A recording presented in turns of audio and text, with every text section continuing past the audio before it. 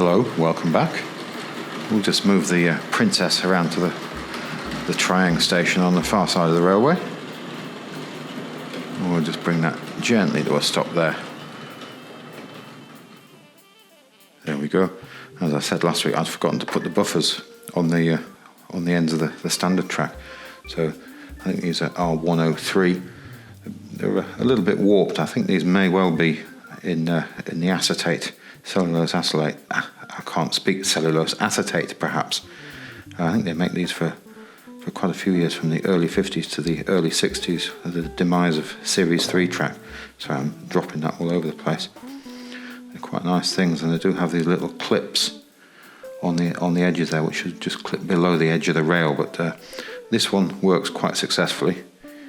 That clips in really quite nicely there. And I've got one on the other side. Let's take the train over, and we'll use it as an excuse for having a look at the other side. So, every time. There we go.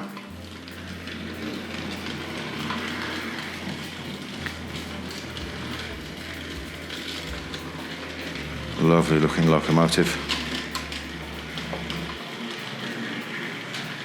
So we'll bring this around. So I haven't got that much done. I know you saw that earlier piece of video. I've got the set of points put in, or two sets of points put in, shall we say. Let's just move that forward a little. There we go. So this one has got a little bit of blue tack stuck underneath it to prevent it falling. There's just not enough left on the clips and the distortion to let it just keeps falling over. Last week I kept reversing that into there. So yeah, quite interesting things. Let's have a quick glance at the box. Got to have a box or two in the video, haven't we? So a trade box of 6. So R103 buffer stops. So quite pretty things. There was a version, although the ones I've got are buried at the moment, a TC version, a transcontinental version of the buffer stop, or track bumper. I think it was called a track bumper. But these are all in varying conditions, and they've definitely got some bending on them. So let's have a look at this wonderful Hornby Dublo train. So freight locomotive. Let's just pan back around here, and I'm going to pick up the other controller. So that's a box of dead pieces of track there.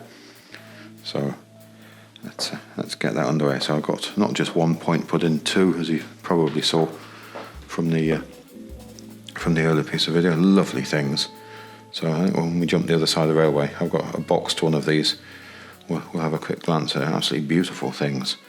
So they seem to have decided not to have the sleeper sections painted onto or printed onto the metalwork. So they always sort of stand out in grey, or is that grey green? So rather splendid looking things. So let's get this freight locomotive on the way. So I did print just a couple of these bridge supports to make a load for there. But obviously haven't used a 3D printer for quite some time, so that ate up way more time than it should have to get it up and running again. Let's see if we can go the right direction here. See, this track is just lifting off the surface there. So yeah, it could benefit from a screw there, not quite as flat as it could be. I just demolished the signal box, look. I think I had that standing over there last week, but it got moved when I've been fiddling with the track. Let's give that some power. It's an absolutely beautiful thing.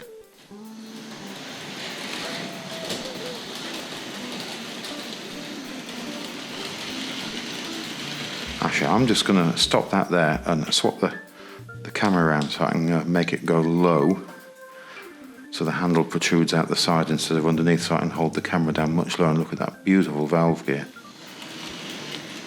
And I haven't got around to changing that dodgy piece of track which is still there. We'll just stop and have a look at that. That's continuing to cause me problems. I think that's been crushed in the past. I've done my best to bring it back into life, but it does keep causing the odd problem. So that's why, hang on, I've got the bridge.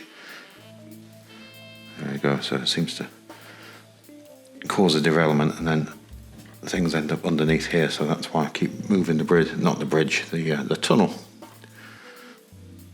suppose it could be bridge depending on your point of view. So definitely rambling on a bit here. Let's have a look at this. So a little bit more power.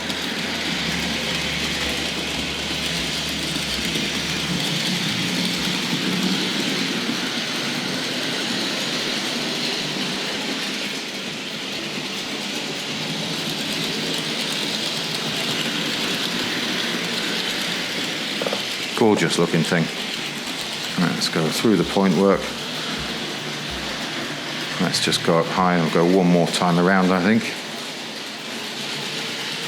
And lovely cable drum wagons as well. I'm not sure whether they were sold with those on or whether somebody's just put those on afterwards. I have to do a bit of research.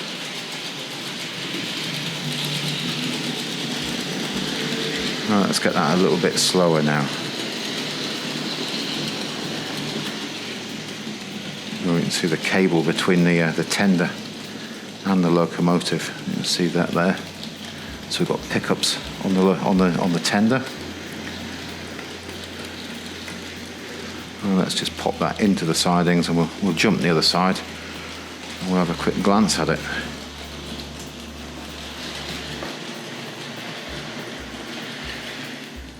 I think we'll stop that there.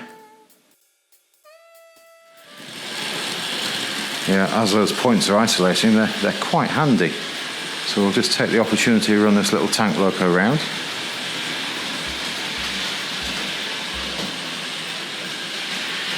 And there we go, down the back of the station.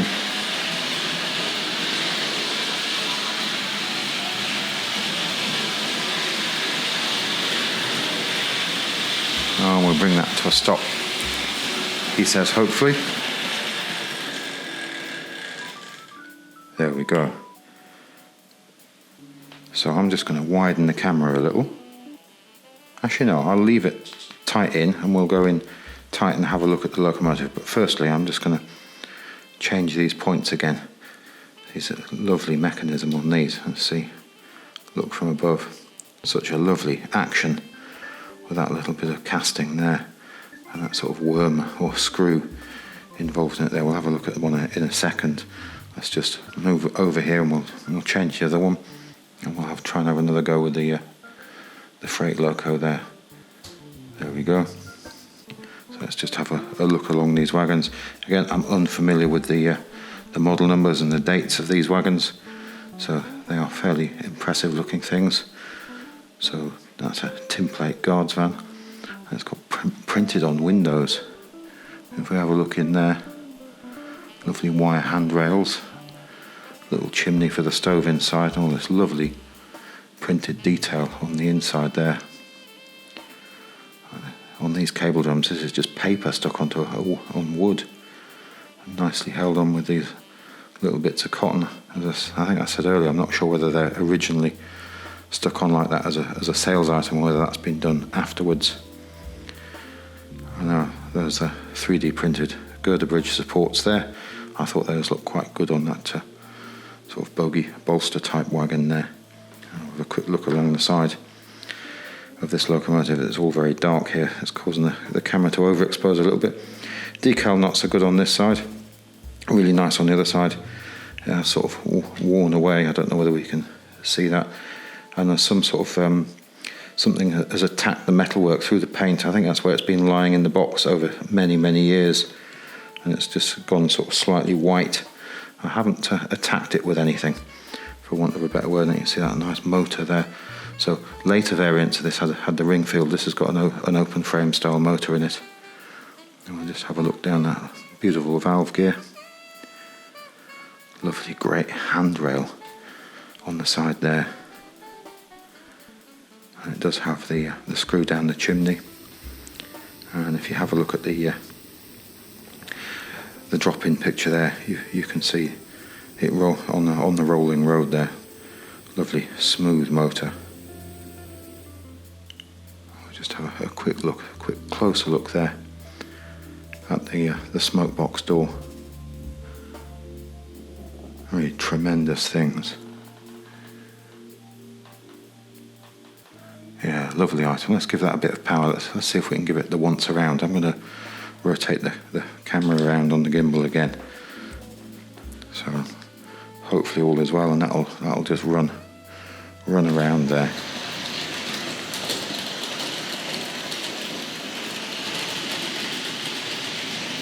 Has a lovely feel running on the rails. Very, very solid. I think it would pull a huge amount more than that.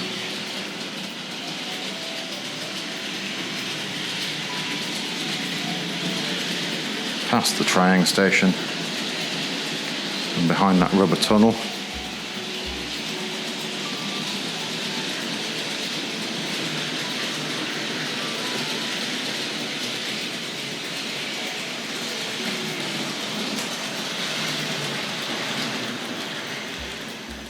There we go, absolutely lovely. So let's have a swift look at the box. I've pinched out a set of points as well. Let's have a look at the points first. I'm going to widen the camera, so maybe we'll get a bit better performance from the focusing. I've already partially lifted the lid on this box because it's quite a tight fit. We'll just have a look at the end there. Fairly bold colour, isn't it? And what have we got on this end? Yeah, different language there, I think. And again, these amazing illustrations, and it shows the point to be sort of a brown colour. Maybe the ink could have shifted, obviously, over the years, but fairly impressive. I'm not sure whether I showed this before in an earlier video, but I think this had fairly little action. This point it still seems to have most of its plating intact on the running surfaces. Let's see if we can ease that out of the box. Fish plates or rail joiners still in really nice shape there. And you see a sticker for Hornby Dublo, made in England, Meccano Limited there. There's perhaps a touch of rust coming on the pin running through there. Really lovely, sort of simple mechanism. Yeah, just lovely things. There's a little bit of rust perhaps creeping through on there. I think that's to be expected with these type of items from this age. Let's have a go with the mechanism whilst we're here. I wonder if I zoom in a little we can get even closer perhaps. Maybe not. Getting lost looking for the points there. There we go. You can play for hours with those. Let's just widen that out again. There we go. We've got a little bit of paperwork in the bottom of the box here. Now, I don't know whether all of those isolating tabs came with it. Let's have a look there. So we've got instructions.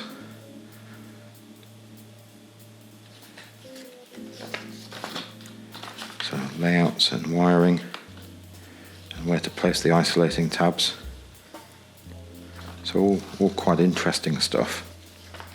I think we saw one of these packets a little while ago, so I won't wrestle them out. And there's some in a little polythene. I'm having trouble with the words yet again. So yeah, really, really lovely things. So let's just pop that back in there.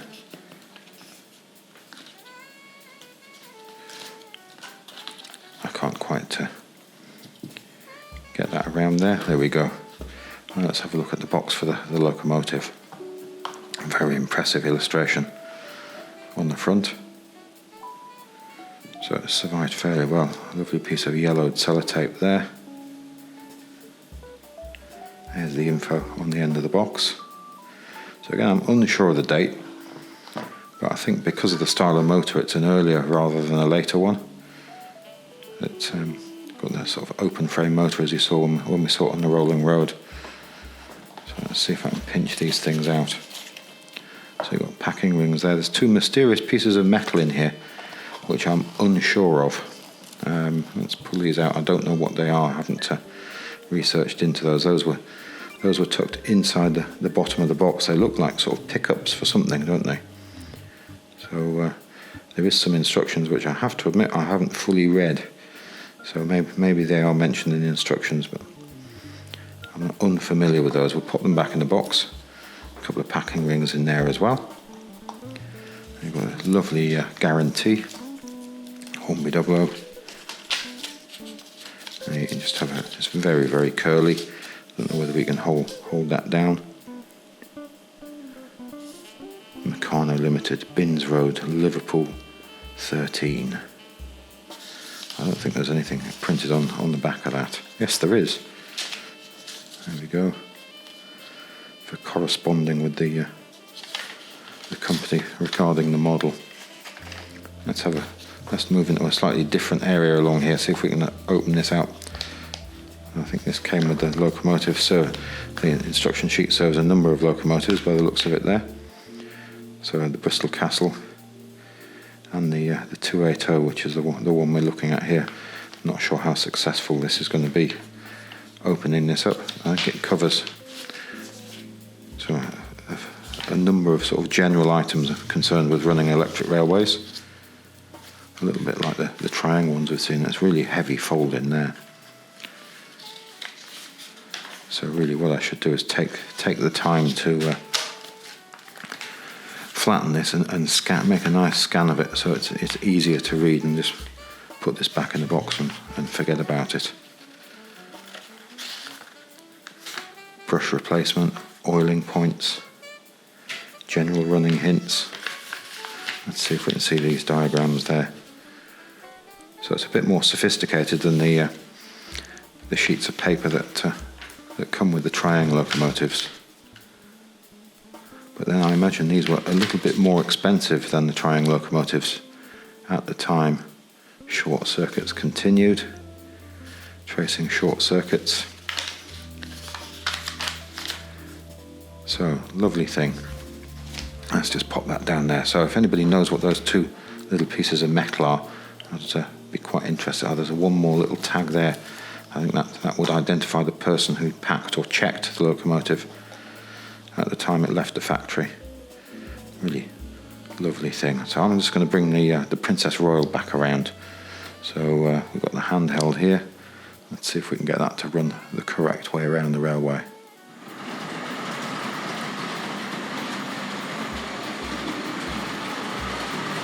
So I'm hoping to get a little bit of point work into the Series 3 here, and we'll see if we can add some additional things to it.